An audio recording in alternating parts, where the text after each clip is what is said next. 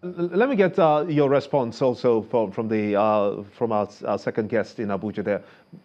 If going by the pace at which we're going in Imo State, do you not have concerns that you may not be able to have a candidate presented for the APC in 2019 for the general elections? Well, I do not think so. I do not think so. The party knows its candidate. The party is waiting for a resolution by the courts. It doesn't mean that by the due date, there won't be a candidate for the party. Everybody in Imo, everybody knows who won the election. Senator Hope Uzodinma won the primaries on the 1st of October. And I presume that the party will do the needful. There's no way the party will lose Imo, where we already have as an APC state in the southeast. Imo is the fulcrum of what we are going to do in the southeast to show Nigerians that Southeasterners love President Buhari and would vote for him in majority. So there's no way the party will stay and lose out presenting a candidate for election.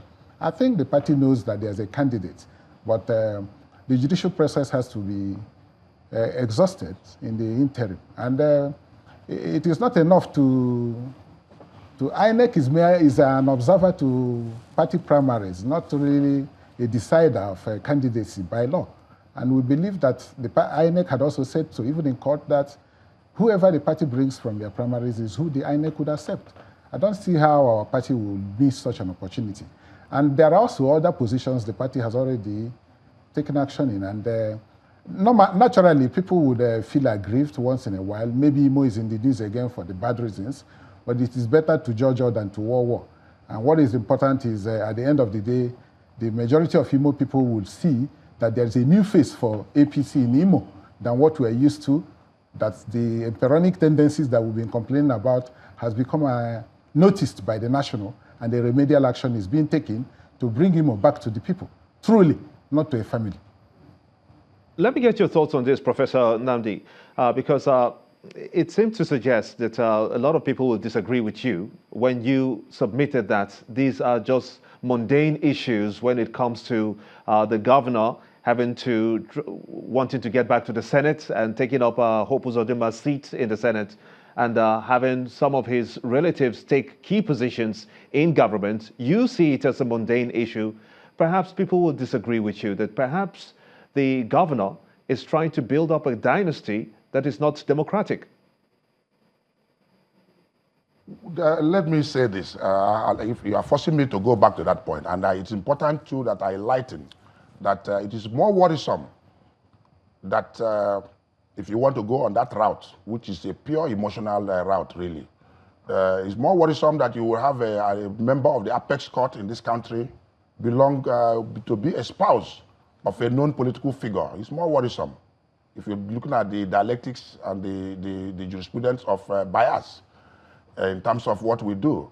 There's no hurt or ill affection in a governor having his in-law to be a governor of a state. It does not run against the grain of the constitutional order in this country. And I hope this point, we have moved well beyond this point. If you remember when this started the first time, the vocal minority would want to come and let the world know that the governor was trying to do something unthinkable, that he was bringing somebody from Oluzon. Today, Hope Uzodinma, who is justly for this ticket, is from Oluzon, alongside Ugumba Uchenwosu. So what changed?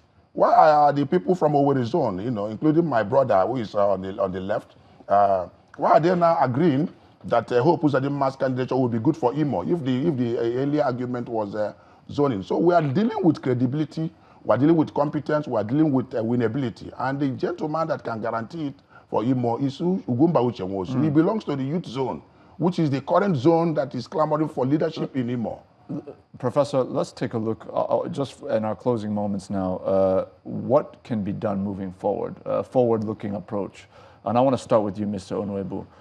You've heard his submission. Yes. Do you think there is something that could be done within the ambit of the party's mechanisms that could resolve this crisis without kind of fully resorting to litigation?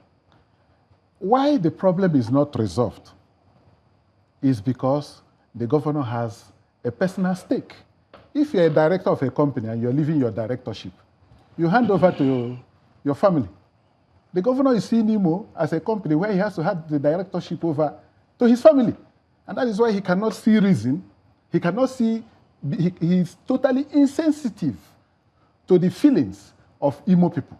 It's not about zoning between Owerri and Okigwe or Olo. It is now worse than zoning.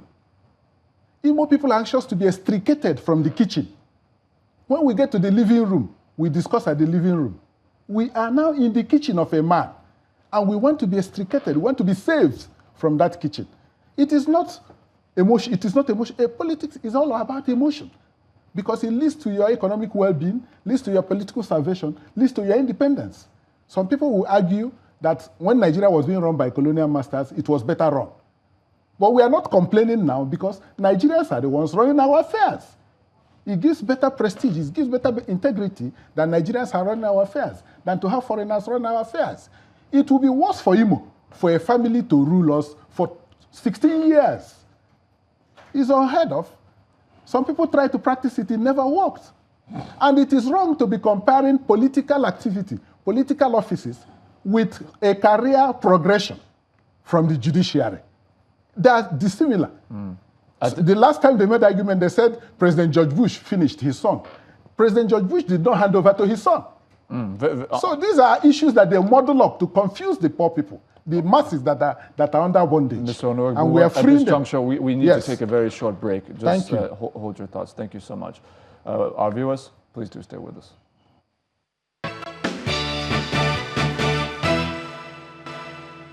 Welcome back to Sunrise Daily, coming to you live from our Abuja studio. Let's just get into our closing moments now. Mr. Onuegbu, we heard very recently from the Chief Justice of Nigeria, Justice Walter Onogen, as he reminded Nigerians that the Temple of Justice is not a place to find peace, but rather a place to essentially resolve a dispute, that disputes can go on even after the judgment. Do you have any concerns now that this process that is unfolding could endanger the prospects of your party's victory in Imo State in the 2019 general elections? It is not exclusive to APC. The concentration on APC is because APC is the ruling party. It's worse in the other parties, even the newly registered one. It's a polity matter, it's a generational matter. It's a matter that the Nigerian society But I'm referring to the Imo APC situation. in Imo. Yes. Imo people have already seen a new face that has lightened up APC once again. And APC is in a better hands to win easily, simply, and more acceptably with Senator Hope Uzodinma as our governorship candidate. That is the truth, known to everybody. The face of APC is Senator Hope Uzodinma, and mind you, he has always won overwhelmingly all elections he contested in Imo State. Imo see him as their hope.